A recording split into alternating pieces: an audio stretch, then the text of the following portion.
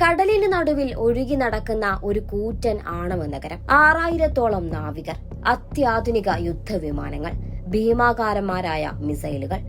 ഇതൊക്കെയാണ് USS Abraham Lincoln എന്ന American വിമാനവാഹിനി കപ്പലിനെ കുറിച്ച് ഓർക്കുമ്പോൾ നമ്മുടെ മനസ്സിൽ വരുന്ന ചിത്രം.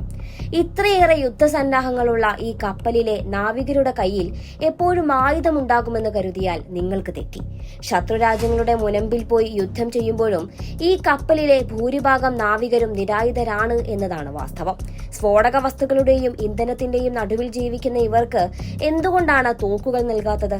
വിശ്വസിക്കാൻ പ്രയാസമുള്ള എന്നാൽ സുരക്ഷയുടെ പേരിൽ നടപ്പിലാക്കുന്ന ആ കണിശമായ നിയമങ്ങളെക്കുറിച്ചാണ് നാം ഇന്ന് ചർച്ച ചെയ്യുന്നത്. USS എബ്രഹാം ലിങ്കണിലെ ഏകദേശം 5000-ഓളം വരുന്ന നാവികരിൽ ബഹുഭൂരിപക്ഷവും നിത്യേനയുള്ള ഡ്യൂട്ടിക്കിടയിൽ തോക്കുകൾ കൈവശം വയ്ക്കാറില്ല.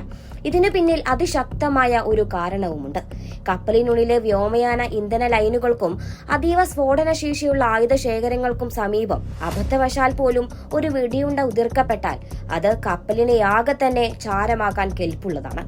ഇത്തരം അപകടങ്ങൾ ഒഴിവാക്കുന്നതിനായി നാവികരുടെ വ്യക്തിഗത ആയുധങ്ങളും യുദ്ധായുധങ്ങളും കപ്പലിനുള്ളിലെ അതീവ സുരക്ഷിതമായ ആയുധപ്പുരകളിൽ കർശനമായി പൂട്ടിവച്ചിരിക്കുകയാണ്.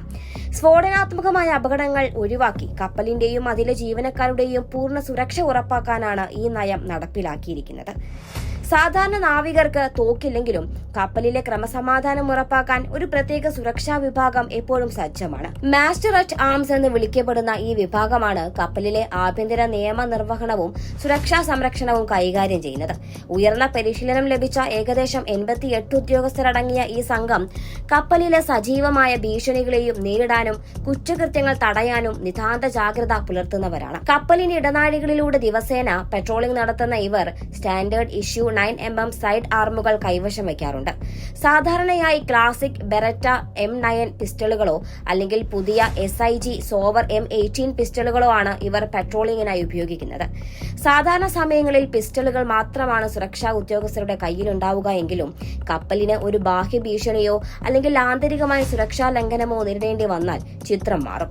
അത്തരം ഗുരുതരമായ സാഹചര്യങ്ങളിൽ നിശ്ചിത പ്രതികരണ ടീമുകൾക്ക് കപ്പലിന്റെ ആയുധപ്പുരയിൽ നിന്ന് മാരകായുധങ്ങൾ നൽകും. 5.56mm M4 കാർബൈനുകളും 12 gauge Mossberg 500 pump action shot ഗണ്ണുകളും ഇവർക്ക് വേഗത്തിൽ ലഭ്യമാക്കും.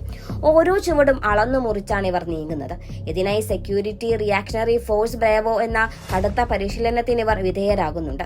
മാരകമല്ലാത്ത അനുസരണ സാങ്കേതിക വിദ്യകൾ മുതൽ നേരിട്ടുള്ള കൈകൊണ്ടുള്ള പോരാട്ടം വരെ ഈ പരിശീലനത്തിന്റെ ഭാഗമാണ്. ചരിത്രപരമായി നോക്കിയാൽ മുൻപ് അമേരിക്കൻ വിമാനവാഹിനി കപ്പലുകളിൽ സായുധ സുരക്ഷയും ആണവാസ്തികളുടെ സംരക്ഷണവും നൽകിയിരുന്നത് യുണൈറ്റഡ് സ്റ്റേറ്റ്സ് മറൈൻ കോർപ്സ് ആയിരുന്നു. എന്നാൽ 1998-ൽ ഈ മറൈൻ ഡിറ്റാച്ച്മെന്റുകൾ ഔദ്യോഗികമായി പിരിച്ചുവിട്ടു. അതോടെ കപ്പലിന്റെയും ആണവ വിഭവശേഷിയുടെയും അതീവ സെൻസിറ്റീവായ സുരക്ഷാ ചുമതലകൾ നേവി മാസ്റ്റേഴ്സ് അറ്റ് ആംസ് വിഭാഗം പൂർണ്ണമായും ഏറ്റെടുക്കുകയായിരുന്നു.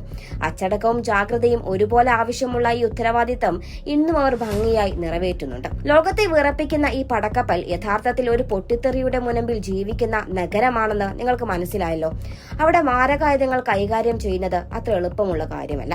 കൃത്യമായ പ്ലാനിങ്ങിലൂടെയും കഠിനമായ പരിശീലനത്തിലൂടെയും മാത്രമേ USS എബ്രഹാം ലിങ്കൺ പോലൊരു ഭീമൻ വിമാനവാഹിനി കപ്പലിനെ സുരക്ഷിതമായി നിലനിർത്താൻ കഴിയൂ. നാവികർ നിരായുധരാണെങ്കിലും നിഴൽ പോലെ അവരെ സംരക്ഷിക്കാൻ മാസ്റ്റർ അറ്റ് ആംസ് വിഭാഗം സദാ സജ്ജമാണ്.